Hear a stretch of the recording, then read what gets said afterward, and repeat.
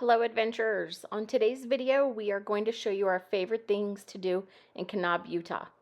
Kanab, Utah is located in southern Utah near the Arizona border and is centrally located to many national parks and scenic areas.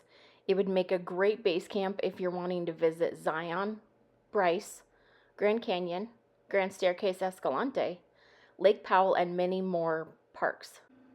The Kanab Office of Tourism has over 50 trail maps of things to do in the area. I've linked their website below in the comments. These maps are also available in many locations around town, and we will feature them here in this video as well. Our number one thing to do in Kanab is to visit Peekaboo Slot Canyon, or aka Red Canyon. I've wanted to visit a slot canyon for a very long time, and this was a perfect one to visit. Peekaboo Slot Canyon is located 9 miles north of Kanab off Highway 89. The road into the canyon is a deep, sandy trail that requires an off-road vehicle or four-wheel drive with good, deep sand tread. If you are not comfortable driving the road, there are several tour companies in town that offer tours.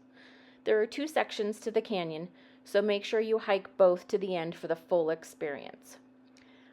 I wasn't able to find the total length of the hike, but I would say maybe a half-mile total. It's really pretty easy. There wasn't anything difficult, not any elevation change. When hiking the canyon, make sure you look at the canyon walls. You can tell how high the water level has been recently. And also while hiking, watch out for the Moki steps. These are a series of steps that are pecked into the canyon wall by the early Anasazi who lived in the area. These steps lead to a granary above where corn and other supplies were stored. Now, here's your warning. Conditions can change fast in slot canyons and can be especially dangerous if it rains. Please pay attention to weather conditions and leave the area immediately if a rainstorm is anywhere in the area. There are several slot canyons in the area, including the famous Antelope Canyon, which does require a tour. But we really enjoyed this one. It wasn't crowded, and we were able to explore on our own. We highly recommend this.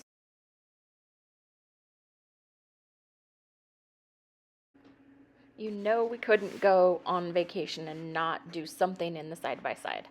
Number 2 on our list is riding the Hog Canyon OHV trail system. The Hog Canyon OHV trail system is a network of technical motorized trails north of Kanab, offering OHV enthusiasts roughly 30 miles of trails through spectacular terrain ranging from easy sand to extreme rock crawling. The Hog Canyon OHV trail system includes rocky surfaces, narrow passages, and deep sand, and are suitable for four-wheel drive vehicles, ATVs, UTVs, dirt bikes, and other off-highway vehicles. These are not recommended for street or two-wheel drive vehicles. Hiking, biking, and equestrian use of the trails is allowed, but non-motorized users should exercise situational awareness, as motorized users may not expect to encounter those groups. The trail system is primarily accessed by trailheads located on the eastern and western entrances. The trails are marked with trail signs that include difficulty. We did not ride the extreme section of Trail 7 as we were alone and did not feel it was safe to do so. Always remember, safety first. The trails were well marked and we enjoyed the canyon viewpoint. Check out the Great Chamber if you have time.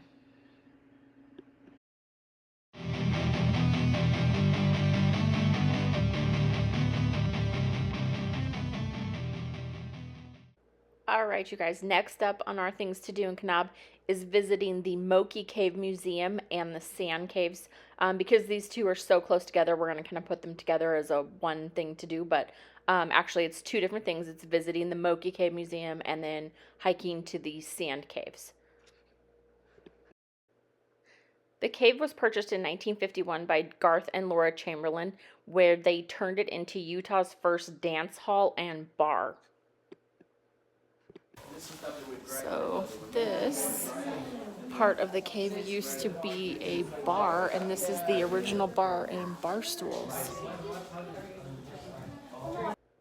Garth and Laura's dream was always to open a museum, and Garth began to display his personal findings after years of studying and collecting. We found the tour worth the money that we spent. I think it was like $7 per person. It wasn't super expensive, but learning the history of the cave was super cool, and how it actually started as a bar and dance hall we found really interesting, and getting to see the artifacts, including the fluorescent minerals, was fun.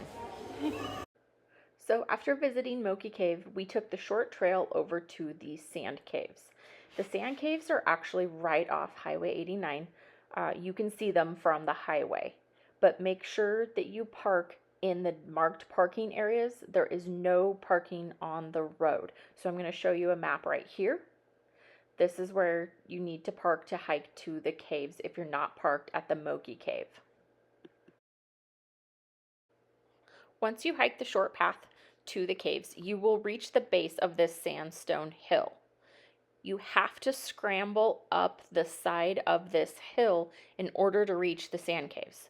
This is not for people with difficulty walking, hiking, anything like that. Probably not good for small kids, because you do actually have to scramble up the side of the hill on the slick rock to get to the caves, and then you kind of have to go across the side of it. As you come across the side hill and you get close to the cave, you will start to notice a lot of graffiti. Please do not add to or deface the rock. Interestingly enough, the caves are actually man-made. They were made when they began mining sand in the area. The mining process, however, was short-lived, but now we have these really cool caves to explore. Come check them out.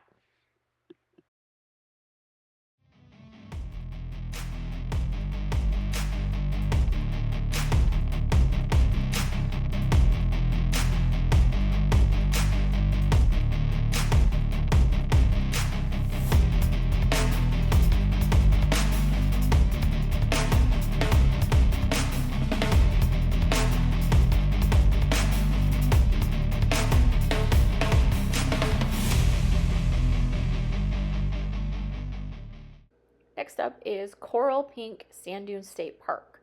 You can venture onto the sand by foot, bike, or OHV.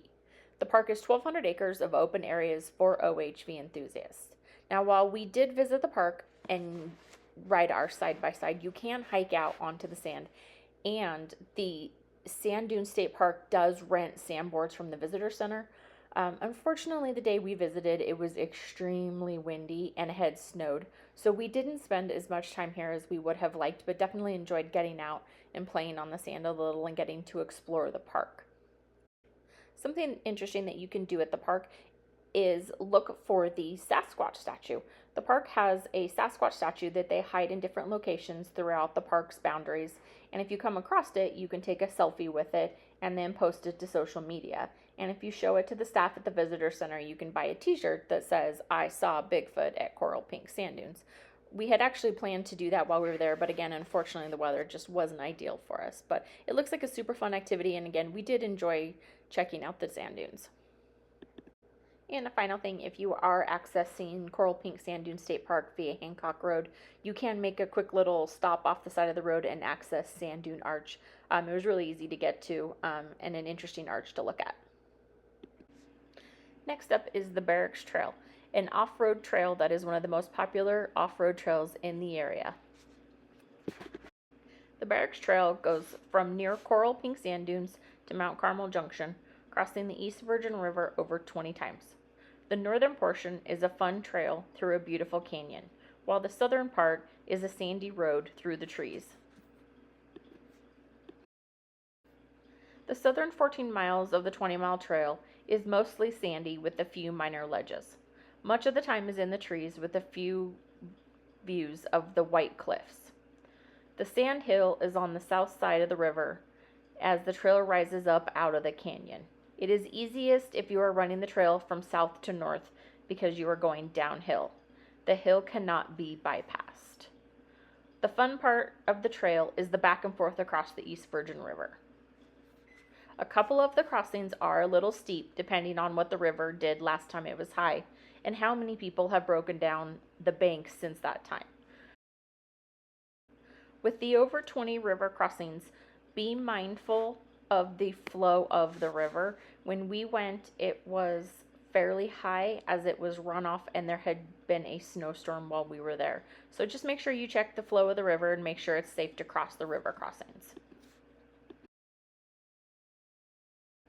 The diverse scenery and multiple river crossings made this a super fun ride for us. We just wish it had been a little bit warmer and we could have enjoyed the river crossings a little bit more. But we highly recommend this trail.